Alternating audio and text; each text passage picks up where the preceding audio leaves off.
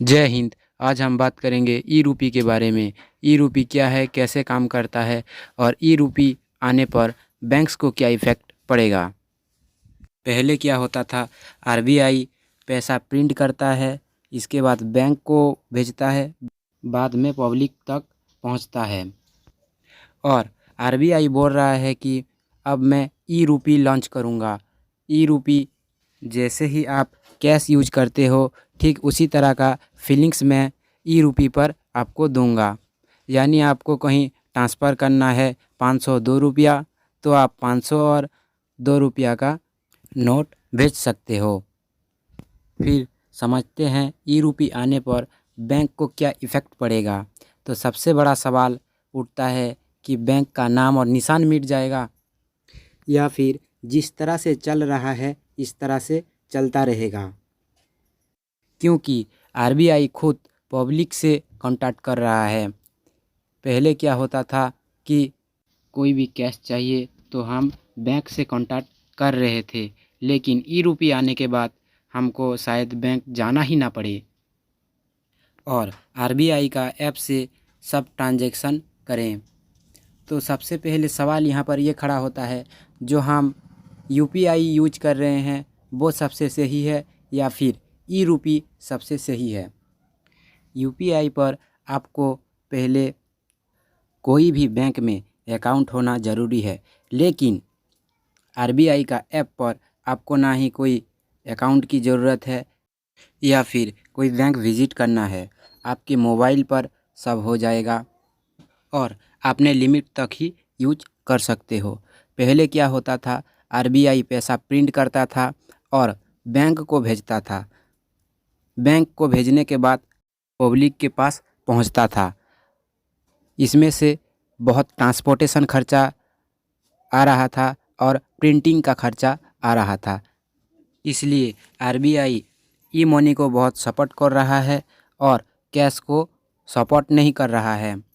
लगता है हमारे आने वाले जनरेशन को कैश दिखने को ही ना मिले और इंडिया भी दुबई जैसी कंट्री जैसा कैशलेस हो जाए।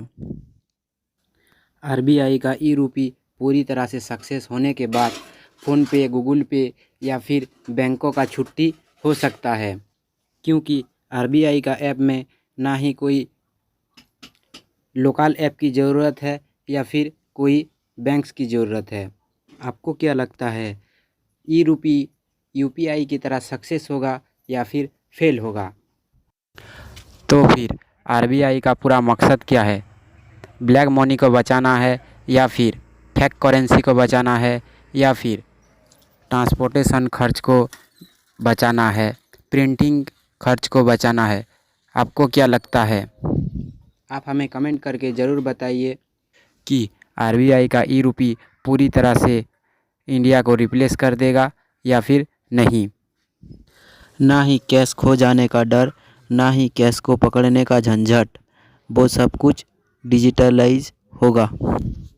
आपके मन में एक डाउट होगा कि मुझे चलाना नहीं आता है या फिर मेरे पास स्मार्टफ़ोन नहीं है।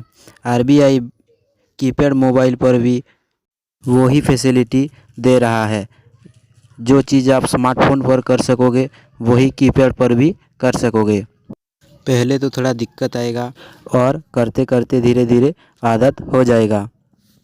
अभी तो ई रूपी का वीटा वर्जन आ गया है, कहीं कहीं जगह पर यूज हो भी रहा है और मई 2023 तक सारी इंडिया पर पहुंच जाएगा और यूपीआई के जगह ई रूपी ले लेगा। वैसे ही ई रूपी को ग्लोबली यूज कर रहे हैं और ई रूपी ग्लोबली पर सक्सेस हो रहा है।